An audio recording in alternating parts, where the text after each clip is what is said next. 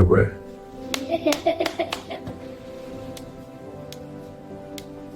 Min-jae controlled Chicago. The Korean immigrant had carved an empire from nothing. Real estate stretching across 3 neighborhoods, construction contracts that rebuilt the South Side, nightclubs that pulsed along River North. On paper, everything was legitimate. Beneath the surface, his connections made him untouchable. City councilmen returned his calls within the hour. Rival organizations learned the hard way to stay out of his territory. His penthouse overlooking the Chicago River cost more than most families earned in a decade. Before we dive in, I'd love to ask you for a small favor. Please subscribe to the channel. It helps us more than you can imagine and keeps these videos coming. Now let's begin. The private room at Milano's smelled of truffle oil and expensive cologne, leather chairs creaking as Councilman Patterson leaned back with the satisfied expression of a man who'd just secured his 3rd term. Min-jae Chen swirled his whiskey, watching the amber liquid catch the low light from the crystal chandelier overhead. The briefcase between them remained closed. Money never changed hands where cameras might catch it, even in rooms he controlled. "We understand each other then," Patterson said. Not quite a question. "Completely." Min-jae's voice carried no warmth. Business was business, sentiment a liability he'd eliminated years ago. The councilman left through the kitchen exit, as always. Min-jae moved to the bar, letting the restaurant's rhythm wash over him. Clinking glasses, murmured conversations, the soft jazz that cost him $5,000 a month for the right musician. Everything perfect. Everything controlled. Then a crash shattered the carefully maintained atmosphere. Not loud, just a tray hitting the carpet, silverware scattering across the floor like dropped secrets. The server who'd fumbled it dropped to her knees immediately, hands moving fast to gather the pieces. Rosa something, according to her name tag. Early 30s, dark hair pulled back tight, the kind of tired that went bone deep. "Again?" The manager's voice cut across 3 tables. "That's the 2nd time this week, Rosa." "I'm sorry, Mr. Delgado. It better not." He walked away, leaving her kneeling there, cheeks flushed with humiliation. Min-jae watched her blink rapidly, holding back tears with the desperation of someone who couldn't afford to break down on the job. When her eyes accidentally met his across the restaurant, she flinched. Looked away like he'd burned her. Good. Fear was honest. He signed for his drink and headed toward the exit. The night's business concluded. Then voices drifted from the back hallway. Staff area, technically off limits to patrons. But Min-jae owned the building. He owned everything. "Mama, I don't have it yet." Rosa's voice, low and urgent. "The rent is due tomorrow and they said no more extensions." "I know, I'm trying." Min-jae paused in the shadows, hand on the door handle. "Please don't cry.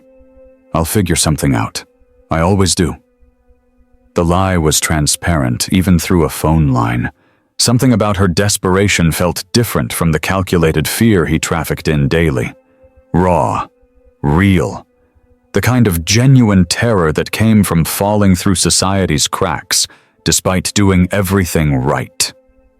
He pushed through the door into December's brutal cold. Didn't offer help. Didn't intervene. But he didn't forget her face, either.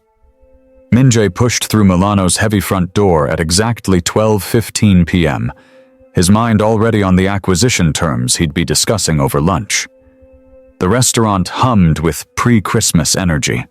Laughter from the bar, the clink of silverware, Dean Martin crooning from the speakers. He barely registered any of it, until he nearly trampled her. A small body stumbled backward, and Min-jae stopped short, looking down at a little girl drowning in a winter coat at least 2 sizes too large. The sleeves hung past her hands. The hem dragged on the worn carpet. She couldn't have been more than 7. Most children looked at him with fear, his height, his sharp suits, the coldness that radiated from him like winter wind.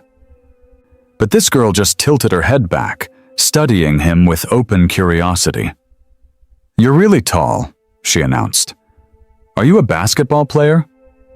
"No." Min-jae's response was automatic, clipped. "Oh." She didn't seem deterred. "My mom works here. She's the best server, but her feet hurt a lot." Min-jae gave a curt nod, stepping sideways to move past her. The hostess was already approaching with his usual table assignment, but the little girl followed, her too big coat rustling. "Are you eating alone?" He stopped, jaw tight. "Yes." "That's sad?" She said it like she was commenting on the weather. Simple, matter of fact, devastatingly honest. "Eating alone is lonely. My mom says everybody needs somebody, especially at Christmas." The words hit him like a physical blow. Min-jae opened his mouth to respond. To what? Argue with a 7-year-old? Explain that he preferred solitude, that people were liabilities, that needing someone was weakness. "Martha!" A familiar voice cut through his thoughts. Rosa Vergara appeared, face flushed with embarrassment and panic. "I'm so sorry, Mr. Park. She's supposed to wait in the break room. I'm so sorry." Rosa's hands were shaking as she pulled Martha away, apologies tumbling from her lips. The little girl waved at him over her shoulder, unbothered by the interruption. Min-jae stood frozen in the entrance, businessmen flowing around him like water around a stone. Everybody needs somebody, especially at Christmas. Something cracked in his chest. Small, painful, like ice breaking under weight. For the first time in years, Min-jae felt it. The vast, aching emptiness of his life. The loneliness he'd convinced himself didn't exist. His lunch companion was waiting. The deal wouldn't make itself. But Martha's words followed him to his table, settling in the hollow space beneath his ribs.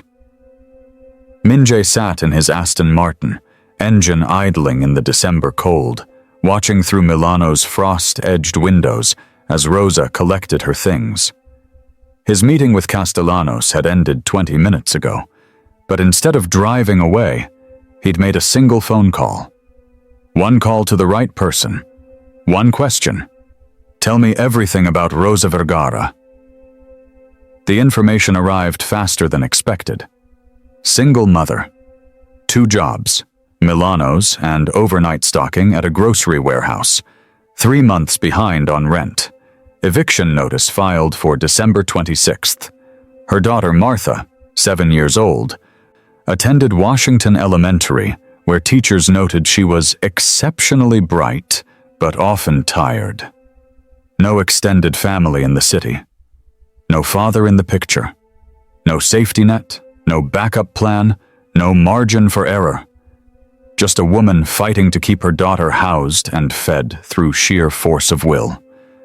He watched Rosa emerge from the restaurant, Martha's small hand clasped in hers. The girl wore a donated winter coat. He could tell by the way it hung slightly wrong on her frame. Someone else's chosen color. Someone else's style. They walked toward the bus stop, Rosa's shoulders squared against the wind, her free hand pulling her own thin jacket tighter. Something unfamiliar moved through Min-jae's chest. Not pity. He'd learned to despise pity years ago, the way it reduced people to objects of sympathy. This was sharper, more personal. A memory surfaced unbidden. Himself, at 9, watching his mother leave for her 3rd job of the day. The particular shame of wearing donated clothes to school. The cold apartment where Christmas meant charity gifts from strangers who meant well, but understood nothing. He picked up his phone, dialed his accountant. "Transfer $5,000 to Rosa Vergara's account. Make it look like a holiday bonus from Milano's corporate office. And handle her rent situation directly. Contact the landlord, pay whatever's owed plus 3 months forward. She doesn't get evicted." "Sir," May I ask? Min-jae ended the call. His accountant didn't need context. No one did. He sat there another moment, watching Rosa and Martha disappear around the corner toward the bus stop, then finally shifted into gear. He didn't have an answer for why he'd done it. He wasn't sure he wanted one. December 24th, 4:45 p.m. Min-jae told himself it was done. The generous tip, the small gesture, his impulse satisfied, his conscience cleared. He should have returned to his penthouse, poured himself a scotch, and forgotten the entire encounter. Instead, he found himself driving toward Rosa's neighborhood, his hands moving on the steering wheel with a will of their own. He parked across from a small bodega, engine idling, watching through tinted windows like some kind of stalker. What was he doing here? He didn't have an answer. Then he saw them. Rosa carrying 2 heavy grocery bags, Martha skipping beside her, her purple coat bright against the gray December evening. They stopped suddenly on the sidewalk. Martha had frozen in front of a small Christmas tree lot, staring at the scraggly pines tied together with twine. Her small hand pointed at one. Rosa shook her head, her expression apologetic, her lips forming words Min-jae couldn't hear but understood perfectly. Too expensive. Martha nodded. No tears, no tantrum, just understanding far beyond her years. She reached up and took her mother's hand again, smiling as if nothing had happened. That gesture, that quiet acceptance, that impossible resilience struck Min-jae like a physical blow. The air left his lungs. Before his mind could catch up with his body, he was out of the car, crossing the street, his expensive shoes hitting wet pavement. "Ms. Vergara," he called. Rosa turned, recognition flashing across her face, immediately followed by wariness. She pulled Martha slightly closer. "Mr. Min-jae," he supplied, suddenly aware he had no prepared excuse, no logical explanation for why he was standing on her street corner. "From the restaurant. I was nearby and—" "Are you still alone?" Martha interrupted, tilting her head up at him. The question cut clean through. Min-jae nodded. Martha looked at her mother, then back at him, her decision already made. "You should come to our house for Christmas dinner tomorrow. Mom always makes too much food, and nobody should be alone on Christmas. Right, Mom?" Rosa's eyes widened in shock, her mouth opening to apologize, to take it back. But Min-jae heard himself say, "I would like that. Very much." The words felt foreign in his mouth, like speaking a language he'd forgotten decades ago. Martha beamed. Rosa, stunned, finally managed, "We eat at 3 o'clock. It's not fancy." "Neither am I," Min-jae lied. And for the first time in decades, he smiled. Genuinely. The apartment building's elevator was broken, so Min-jae climbed 4 flights of stairs clutching a bottle of wine that had cost more than Rosa probably spent on groceries in a month. By the 3rd floor, he was questioning everything about this decision. The wine, the visit, his entire presence in their lives. The bottle felt obscene in his hands, a thoughtless gesture from someone who'd forgotten how to exist outside his own sterile world. Martha yanked the door open before he could knock. "You came!" She bounced on her toes, her smile so bright it hurt to look at. "Mom said maybe you wouldn't, but I knew you would." Behind her, Rosa appeared, wiping her hands on a dish towel. "Martha, let him breathe." But her own relief was visible, softening the worry lines around her eyes. The apartment was smaller than his closet. A plastic tree stood in the corner, decorated with construction paper ornaments and popcorn strings. The furniture was worn but meticulously clean, and the whole space smelled like roasting chicken and something cinnamon. It was nothing like his penthouse with its imported marble and climate-controlled wine cellar. It was warmer than anywhere he'd been in years. I brought wine, Minjae said stupidly, then added, I forgot you don't drink. Rosa took it graciously. It's beautiful. I'll save it for a special occasion. This is the apartment, Martha announced, already tugging his sleeve. Come see my room. She dragged him through a hallway barely wide enough for his shoulders, chattering about school and her teacher and the library book she was reading. Her room was the size of his bathroom, but every inch was claimed. Drawings taped to walls, a small bookshelf overflowing, a worn stuffed rabbit on her pillow. These are my art projects, she said, pointing to the refrigerator they'd passed. That one's a dragon. Mom says it looks like a dinosaur, but it's definitely a dragon. Dinner was simple. Roast chicken, roasted potatoes, green beans. Rosa apologized 3 times before they sat down. It's not fancy. I know you're probably used to. It's perfect, Minjae interrupted, and realized he meant it. Martha dominated the conversation, asking questions that sliced through his usual defenses. Why don't you have a family? Do you like your job? What makes you happy? Rosa tried to shush her, but Minjae held up a hand. He looked at this small girl with her serious eyes and her expectation of honesty and found himself incapable of lying. I don't know anymore. The words sat heavy in the warm kitchen. Martha nodded like this made perfect sense, then asked if he wanted more potatoes. After dinner, she taught him some card game with rules that seemed to change every round.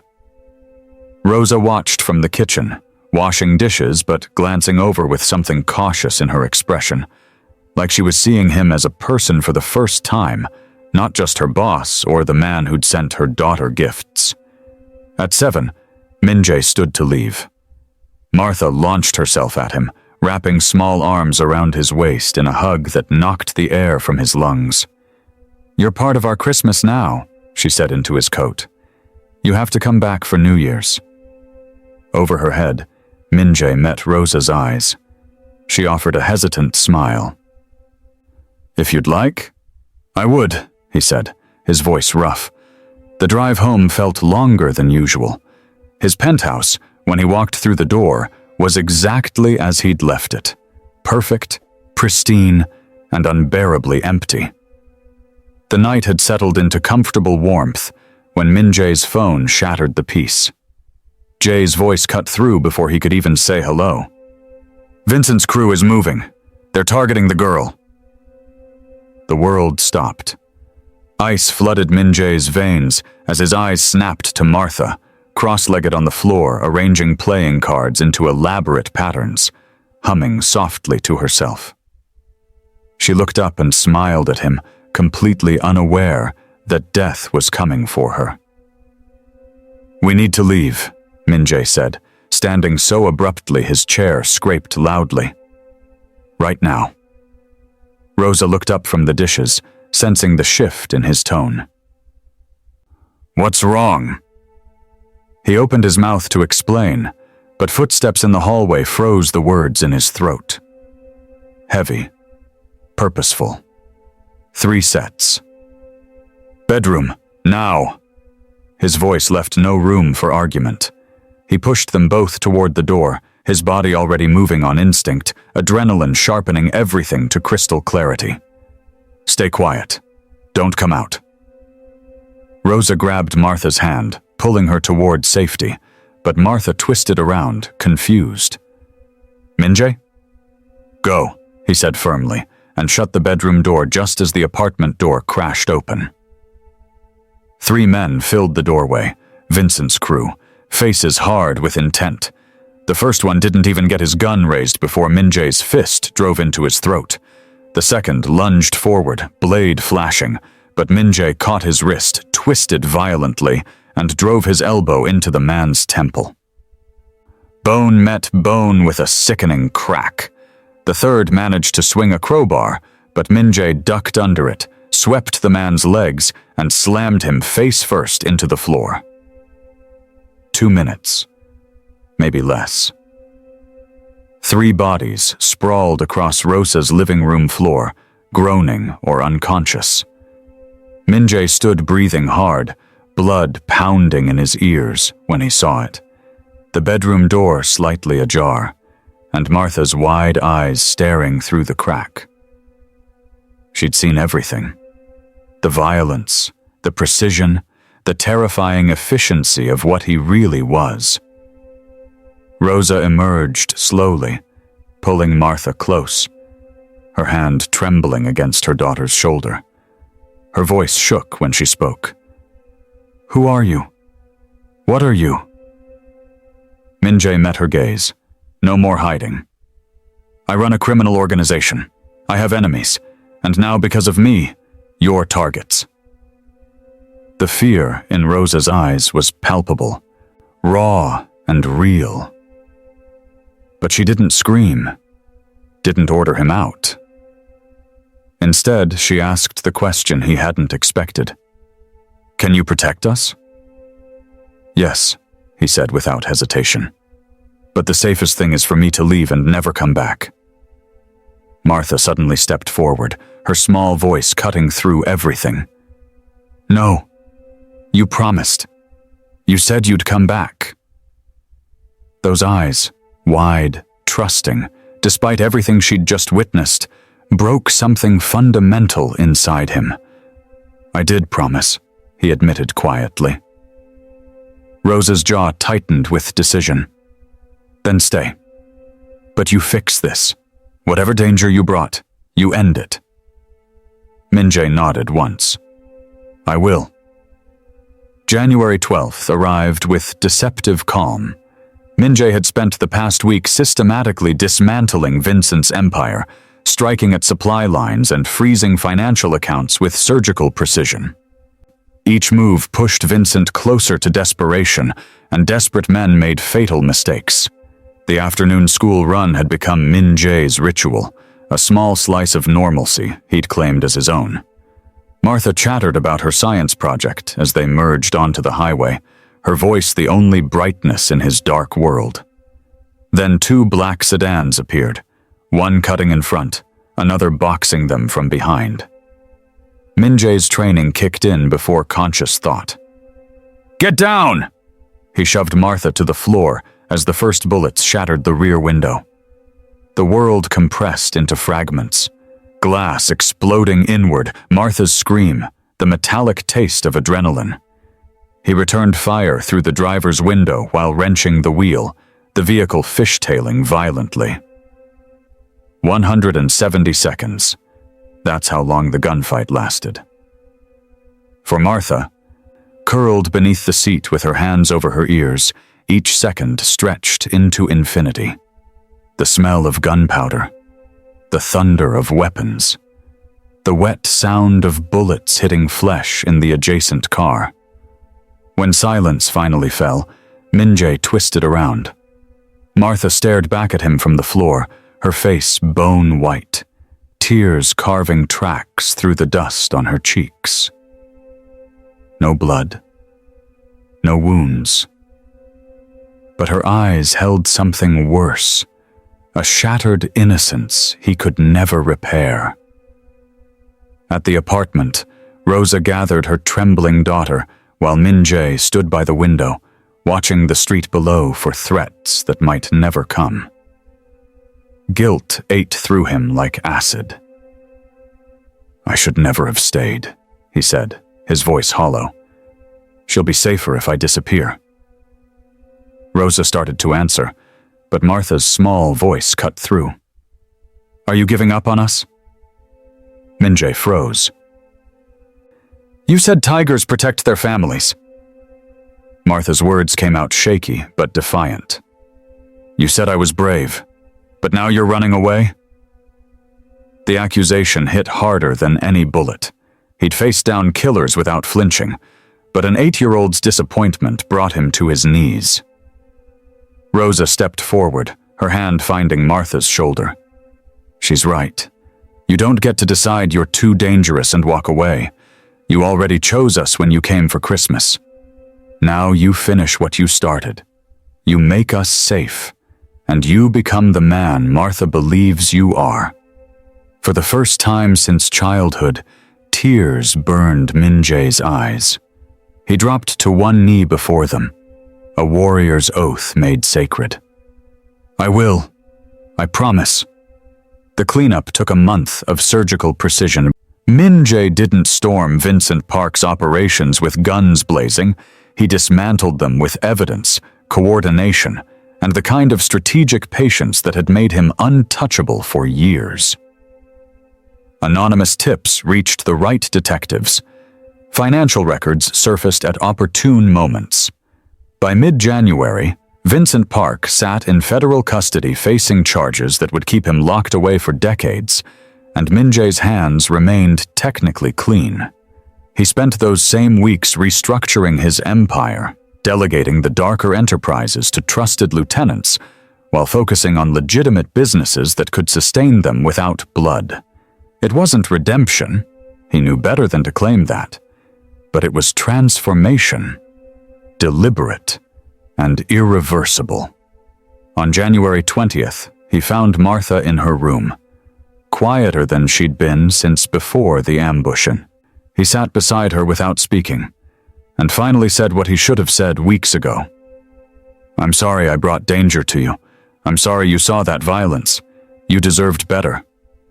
Martha stayed silent for a long time, then looked at him with those unnervingly direct eyes.